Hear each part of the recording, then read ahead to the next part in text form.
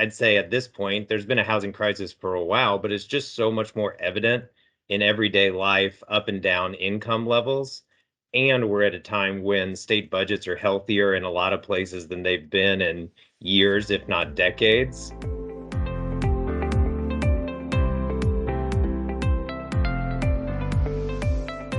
Welcome to BuzzHouse, a Baker Tilly podcast where you can find all the buzz around multifamily housing. I'm Don Bernards, the partner in charge of Baker Tilly's multifamily housing practice. And I'm Garrick Gibson, a partner at Baker Tilly, also specializing in consulting on multifamily housing transactions across the country. Each week, we'll bring you a guest or a topic in the multifamily housing industry that will help you win now and anticipate tomorrow. Let's get started. We are very excited to welcome into the BuzzHouse today Chris Hite and Philip Gilman, both with Sugar Creek Capital, a state low-income housing tax credit investor. Chris is the president of the organization, and Philip is the director of tax policy. We'll be discussing various aspects of the state low-income housing tax credit industry, including the current market, as well as what you can do around advocacy. So very excited to jump in with Chris and Philip in a little bit. Just want to talk about a couple of real quick things in the industry, including the long-awaited average income guidance. I'm sure many of you listeners saw a lot of emails and other dialogue coming out around the average income. And for the most part, I think the industry was very excited. It really followed a lot of the requests and hopes that the industry hoped for. A couple of key takeaways. The average income test minimum set aside is considered to be met as long as 40% of the units in the property have designations that average 60% or less of the area median income. In addition, all units comprising a property's applicable fraction must also average 60% or less.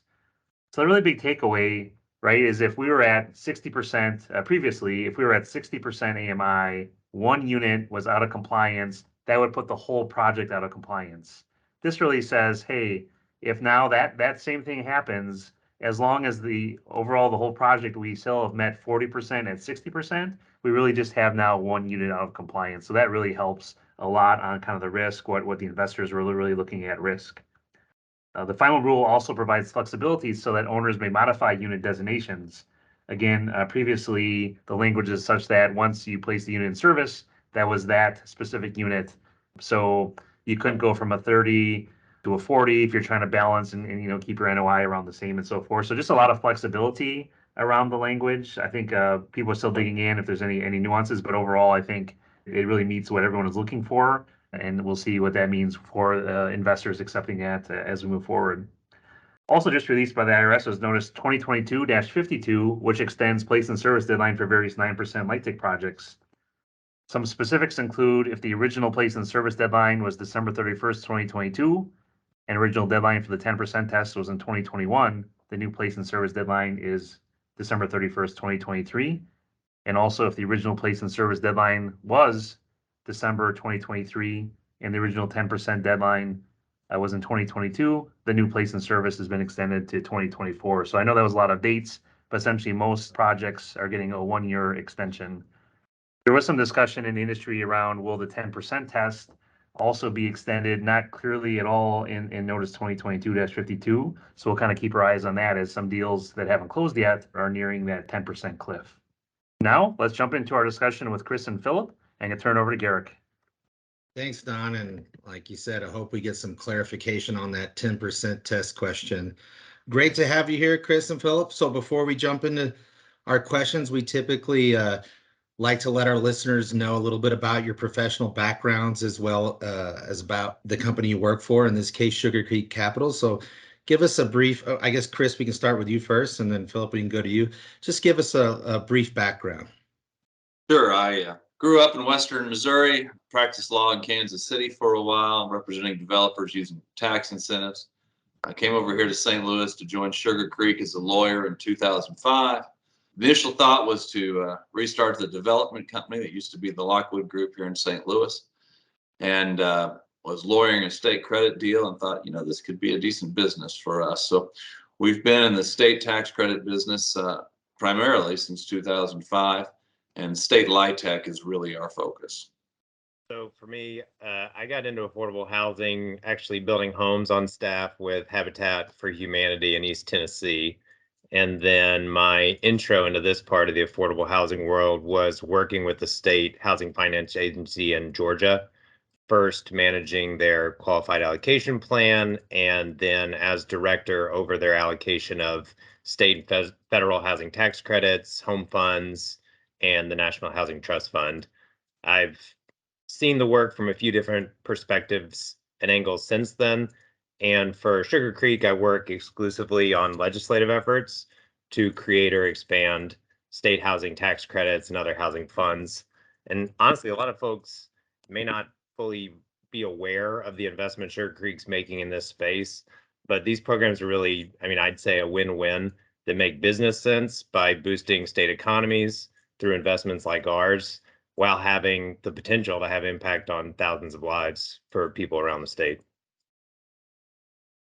Yeah, thank you for that introduction, both of y'all. Don and I always get a kick to figure out how people got specifically into the industry, and it's interesting where you end up within that industry, and it's great to get that background. You mentioned, that these programs are extremely important to the overall spectrum of affordable housing. So, can you give me at least a summary of how many actual different states you're investing in, and how many of these states have current programs? So in a given year, we'll probably invest in about a dozen states. And depending on how you define current program, 22 states have a state credit that further enhances the ability of the state to provide affordable housing. Most of those are based on the federal LIHTC program, and those different states all have different rules. So you've got one Department of Treasury for the federal LIHTC program, one Congress. Well, you've got different departments of revenue or insurance or whatever, plus a state legislature and different governor for each state. So you've got a whole lot of different rules and laws out there for each state. I wish it were as simple as the federal, which is awfully complex in its own right. But all those different states having their own different policy goals and just traditions of the way they administer their tax code creates a whole lot of different programs. I'll go back and say we're invested in about a dozen states a year for our state LIHTC business. Chris, that's a good segue actually to my next question, and maybe Philip as well. What are some of the primary differences? Of course, you can't drill down to every single state, but what are some of the primary differences you see among state tax credit programs? I mean, the easy ones to describe, and I'll hand it to Philip. The time period of the credit. Some credit periods match the federal credit periods. Some credit period are a 10-year credit, a specifically 10-year credit. And, the federal is a 15-year credit accelerated to 10 per building. Some are 6 years, some are 5 years, some are 4 years, but you can accelerate if there's extra basis. So that's probably the biggest difference. And then you also get into allocated versus certificated, which is a very technical discussion. And Philip can probably fill you in more on that or other sorts of distinctions that he's dealing with. Yeah, I mean, I think Chris hit it on the head pretty much across the board. It's interesting. For the most part, these programs are able to piggyback on the federal program. That's why they're so efficient. They use the same infrastructure, they use the same administration. But the reality is, for any developer working across states, even though it's the same program, every QAP is very different. Every state is very different based off who the leadership is and what the culture is, et cetera. And so I think a lot of the variation really stems from the culture and personalities of each state. For me, one additional thing worth noting, and probably one of the other notable differences, is just the scale of investment, which you can look at it in a lot of different ways, but I'd say it falls into maybe 4 tiers, spanning from the first tier of very small programs that maybe invest a couple $100,000 into a few deals, and then up a tier from there where states are able to make pretty meaningful investments into a handful of deals, 4, 6, 10 deals. And that's kind of the pool that Wisconsin is swimming in right now and under the current program. And then there are some states and folks that tier up from there that are really making sizable investments where you start to see an impact across the 4% and the 9% program. You really start to see them move the needle. And then the very highest tier, which is just a handful of states, are those that have recognized the potential of a state housing credit to drive and complement their state economic development investments. So states like Georgia, New York, California, and now actually Kansas are saying, we're pouring a lot of investment into attracting companies and businesses into our state. We got to have a place for these folks to live. And so those states have been or are starting to make pretty sizable investments through a state housing tax credit program. Yeah, thanks for that. And actually, Chris, you mentioned earlier, you're already going through the process with understanding all the risk and underwriting from a federal LIHTC perspective. So what are the biggest risks that you look at and underwrite with respect to state credits? The most common risks are going to be the same as the federal LIHTC. You're trying to guard against recapture, operations risk at the project, those sorts of things. But you've also got a whole different set of risk when you're dealing with state legislatures. They can change that law midstream. The way a lot of state tax credit businesses work, you're selling state credits on an annual basis. So maybe you invest in a deal in 2005 and it's throwing off credits in 6, 7, 8, 9, and then the Great Recession happens and you've got to find buyers for those credits. It's an interesting question that I get before closing when someone says, "Who's your investor on this deal?" I say, "Well, I don't know." And then they say, "Oh my, well, how are you going to finance it?" And I said, "Well, with our own money. We'll put the capital contributions in and figure out who to sell it to later." And that's a pretty risky proposition right there that we take on routinely. Yeah, that's interesting, and I kind of have a little bit of background that dealing with a lot of folks that, work in that state LIHTC space. And some of what I've seen is it seems like when interest rates start to go up, that the pricing starts to diminish. So, I'd like to get your take on how does the actual interest rate environment affect the state tax credit of investors specifically and their pricing? Well, we're really rate sensitive. And not for every deal. Some deals it's kind of like the CRA hot and CRA not markets on the federal side, where you've got investors that really want those credits and they might be willing to take a multi-year stream at a certain discount. That discount is not so rate sensitive. But if you're selling a year at a time and you're financing with a bank, of course that bank is going to price at a base rate plus a spread. And that base rate has shot through the roof over these last 9-10 months here. And I don't think it's done yet. And that means that the interest that the state investor pays is more than doubled. So when you talk about that, there's only so much margin in the deal. Pricing's got to go down. And what we're seeing is pricing come off, I'd say 10% would be a fair number. And I think that probably could be an even bigger number, except for you try and honor your pricing where you can. I would expect for future deals, if rates continue to go up, that pricing will continue to go down. One of the challenges the market's facing is, and I explained this at a conference the other day, we've got LOIs out there on deals that don't make sense and haven't made sense for better part of 6-10 months. I mean, and so you wrote that LOI maybe a year ago, and well, what do I do now? And you just try and deal with people as honestly as you can, hold pricing where you can, and sometimes you just can't. But it's a real challenge to the state credit investors that sell year by year because the borrowing costs have shot up. The sales prices have not gone up. They might go down if borrowers start being yield sensitive about that. And of course, the deals need more money. So construction prices went up and debt service went up right alongside this. So nobody likes getting that phone call. But I do believe in the markets where you've got really large state credit programs, you probably have more annual sales models in place, and those are going to be more sensitive to these rate increases. Thanks for that, Chris. Maybe Philip, a question for you. And we talked about this a little bit. What does the current landscape look like for both the creation of new programs as well as extensions, right? Some of these programs have been out there 5 years, 7 years, and so the landscape for extensions or modifications to existing programs. Yeah, I mean, honestly, Don, I'd say it's a really pivotal moment for the affordable housing industry, not just in a federal policy sense, but on the state level as well.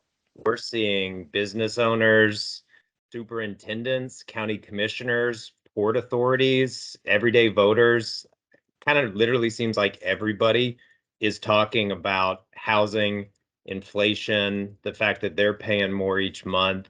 And I'd say at this point, there's been a housing crisis for a while, but it's just so much more evident in everyday life, up and down income levels.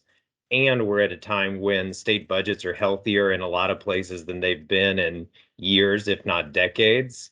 And honestly, I don't think an opportunity like this comes along very often where you've got a problem statement and a proven solution. We've got this public-private solution with a proven track record that meets a massive and urgent need. So as a result, I've been in conversations regarding efforts to create or expand housing tax credits in at least a dozen states. Some of those are expansions, maybe a small handful, but I think around 7 of those would be brand new programs, which would just be a massive increase in state level investment. Obviously, anyone who works in the legislative world knows nobody bats 100% when you're trying to push legislation, and nobody expects that. But we're seeing really meaningful efforts, not just here in Wisconsin, but also states like Ohio, Texas, Alabama, and Utah. So really across the political spectrum and geographic, we're seeing a lot of interest right now. Very good. And Philip, actually, maybe just a follow-up question to that. What can our listening audience do to help best advocate for their respective, state programs? Again, be it new, be it extension, be it expansion. But what kind of advice do you have? I'd say we're kind of in a pivotal window right now. Some folks are still out there campaigning, but a lot of state legislative work is getting through the primary. And so there's folks out there between the primary and when they go to their new session in January, where there's an opportunity for those in our housing credit industry to be getting out there and asking them to come out and see properties. Really, we find that walking a recent property, hearing the stories of the families, hearing the stories of the seniors is one of the most likely ways to turn a skeptic into a champion of the program. And frankly, it can be as simple as one developer inviting one legislator to walk the property with them. Honestly, I get it. Like from an individual developer standpoint or an individual nonprofit, it's hard to know where do you even start. Get a little intimidated talking to a legislator or looking at this list of dozens of senators and reps and saying, okay, what do I do? How can I make a difference? And my advice is to reach out to those in the industry who are taking a leadership role in the effort, people like, well, you, Don, honestly, and just sort of see where they can plug in. Because at the end of the day, you don't have to change the minds of every single legislator out there. And there's a lot of developers, a lot of people in the industry. And if each of us are just sort of adopting, if you will, one local legislator in their home region where you have a property, I think that can make a pretty amazing difference. I also have to mention that the real driver in most states of this type of effort is a state affordable housing coalition that can work parallel to the state agency. They can work parallel with other advocates like Sugar Creek to educate and engage legislators. And I know there have been conversations started here in Wisconsin about organizing such a group. And frankly, we think that's a great strategy. Very good. A lot of really good information, timely information from Chris and Philip. And with that, I want to thank Chris and Philip for joining the BuzzHouse today. And listeners, thank you for tuning in. Thank you for listening to BuzzHouse. To receive a notification when new episodes are available, please subscribe to BuzzHouse, a Baker Tilly podcast, wherever you get your podcasts. For additional resources around multifamily housing, check out bakertilly.com. And if you have a suggested topic, please send them to build@bakertilly.com. That's BUILD@bakertilly.com.